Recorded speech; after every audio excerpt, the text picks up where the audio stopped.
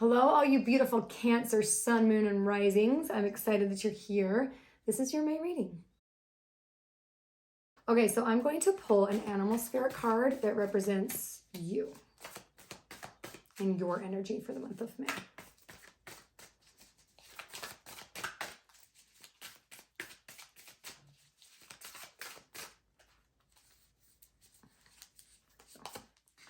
Ooh, starfish. Okay, so starfish is all about being open to possibilities. So I feel like you're right now embodying this like excitement, and you're just kind of like arms wide open to the world, and you're just like ready. You're like, bring it to me, I am good. That's the kind of energy I get. Okay, I'm gonna pull a rose card to get your environment kind of energy.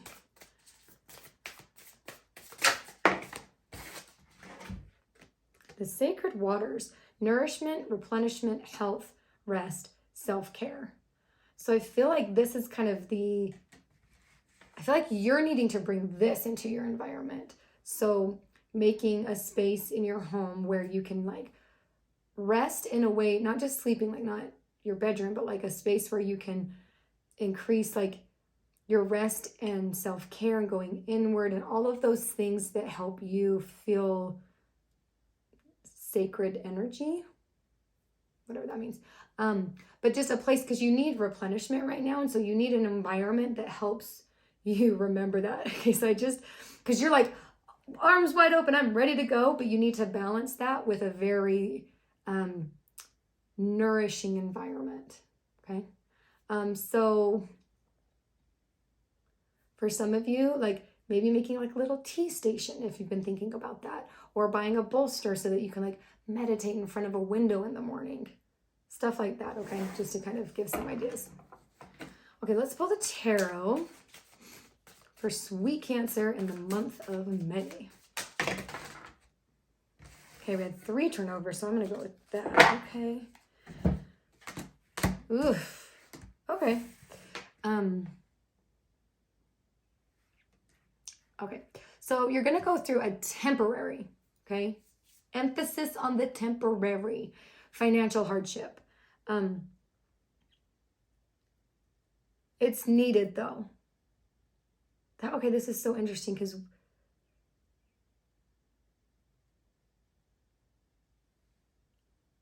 you're like arms wide open, and I feel like that's coming. Okay, so you've been arms wide open for a while. You've been like in yes mode, right? Where you're saying yes to everything.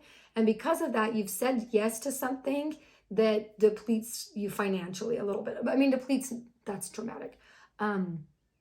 It's just like this temporary, like, oh crap, like that was maybe too much money. Or you feel like you spent too much money and didn't get enough, okay?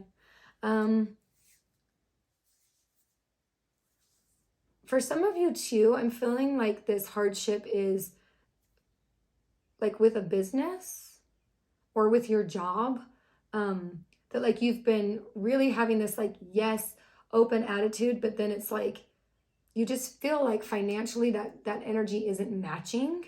And I think because of that, you get into this 9 of Swords and you have this moment where it's kind of like this, I don't know how to say this. Like it instills fear, okay? Because you put out there like, okay, so you know, like in The Secret, how everyone's like, oh my gosh, if I just sit around and like wish for my life to happen the way I want it to and things to come to me, and if I can just sit around and meditate about it, then it will happen.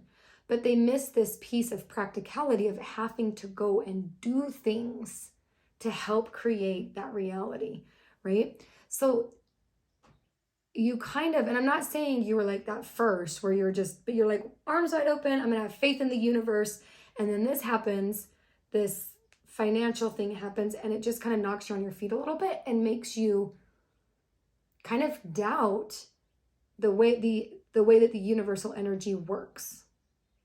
However, King of Swords comes, okay? And King of Swords is all about creating structure, routine, really like head over heart. This is that side of The Secret that you were missing. I'm not saying you're missing it, but when you're manifesting something, when you are arms wide open, this is what I want, and I'm putting it out there, The best course of action is to figure out a plan, figure out steps that will get you to that end result. And then as you're working on that plan, be like, I love the universe. Everything's going to come to me as it's supposed to. And really hone in on that energy. But you're honing in on the energy as you're doing the work. Okay? Let's see what else is coming out for Cancer in the month of May. Don't get too like caught up on this 5 of Pentacles and 9 of Swords energy. Sorry about that. Okay. Ooh. Okay, so we have the Page of Cups. Pages are kind of like the little messengers, right? So once you start putting this plan into place, I feel like you get to this stage of comfort and emotional ease. Your heart kind of settles and you're like, okay, good. I can do this. Like things are happening for me the way that I'm wanting them to because I'm putting the work in, okay? And it really gives you, so then you have 5 of Swords, but in reverse, which is telling me that there's really like, oh, that's beautiful. There's this peace and reconciliation that happens within you. Ooh, so there's that side of you that's like okay, I feel like this is not the best way to say it, but I'm gonna say it. There's like the spiritual hippy-dippy side of you, and then there's like the badass boss kind of side of you. Those sides, it can be really hard to strike balance between both of those because we live in the world. We have to be of the world at times, but we don't want to forget the woo-woo hippy-dippy side, right? And so I think when you go through this and you are able to kind of strike that balance, there's just this overwhelming peace that settles within you. It's so beautiful. However, you did get 9 of Wands, which is telling me that you're still going to have like an ongoing battle with that, right? As we all do. So when you're in balance, really ride that wave. You know what I'm saying? Like feel that peace, feel good. I do feel like there's going to be like a little bit of a standstill, not a standstill, but like something happens where you almost start to question like, no, I should just go all hippy dippy or all, business boss. There is going to kind of come that. I mean, I feel like that's more 2 of Swords energy. However, I'm getting that from 9 of Wands. You know what? 9 of Wands is also about like learning from the past. So if you can remember that like, yeah, I can live both ways. I can, really strike this balance and I can live a life that is encouraging the balance. Okay? Learning from the past. Okay. My gosh, I've been dropping so many of these today. I don't like that. Ooh. Okay. Here's your 2 of Swords. That's funny.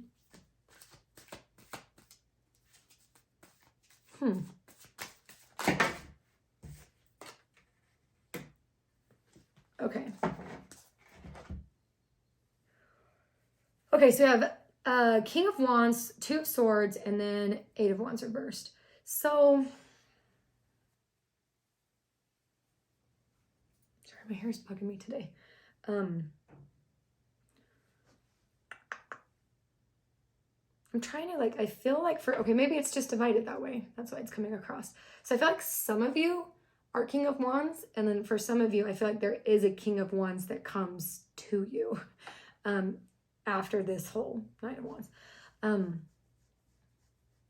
Okay, for the majority of you, it's a different person coming in and trying to take charge. So the King of Wands, very decisive, very loyal, I said King of Wands, right? For a minute, I thought I said Cups. That was weird. Okay. So King of Wands is someone who comes in and really inspires you to go after a project or dream, really move forward, right? And so that puts you in this position of 2 of Swords where you're feeling kind of torn. Ooh. King of Wands could be a boss that's coming and giving you the raise you wanted, the position that you wanted, but you're kind of struggling with it because you're like, but wait, I just struck this balance between material and spiritual. So what should I do? And there's a little bit of like a frustrating energy that comes into play with Two of Swords, because, you know, obviously like the practicality of getting a better job, getting more pay makes your life easier, right? And so I think if I was, yeah, okay. I mean, it seems like go for the job, but then just remember this starfish energy. Bring that energy as you're moving forward in this new job where you are open to infinite possibilities. You're still connected. You're doing grounding meditations every morning. You're remembering, you know, your other spiritual habits and your spiritual belief system, and not losing sight of that because you're making more money and have more responsibilities in the workplace. Okay. Ooh, for some of you, this Eight of Wands is kind of like a return. Like when the King of Wands comes and puts you in that headspace, it feels like a return. You're coming back to that. And it feels really like fast-paced too, which is good. I think the key for you, like this, I'm surprised there's not a pentacle more, because you had 5 of Pentacles, but I want to pull just one more card. I just need one more card because I feel like this is unfinished. Because this Eight of Wands, like they're turning. Okay. So you have King of Cups. Trust. Well, okay, so you have how many kings? You have 3 kings. I'm kind of surprised it's not the King of Pentacles, but I was feeling more like the 7 of Pentacles. I was surprised that one didn't come up. But you also have Page of Cups and, okay, let me just, give me a minute.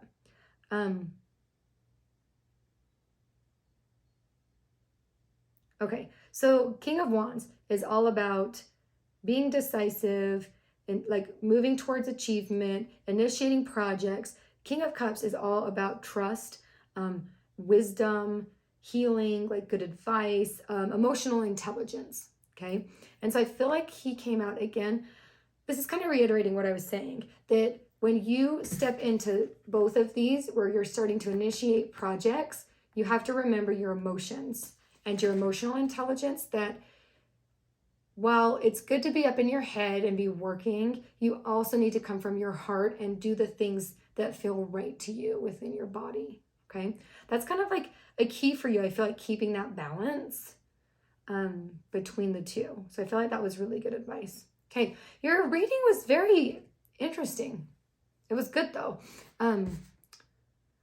Okay, little Cancers. I hope that you like this reading. If you did, give it a thumbs up. Go ahead and click that subscribe button so that you can know when I have uploaded new videos. And I will see you next time.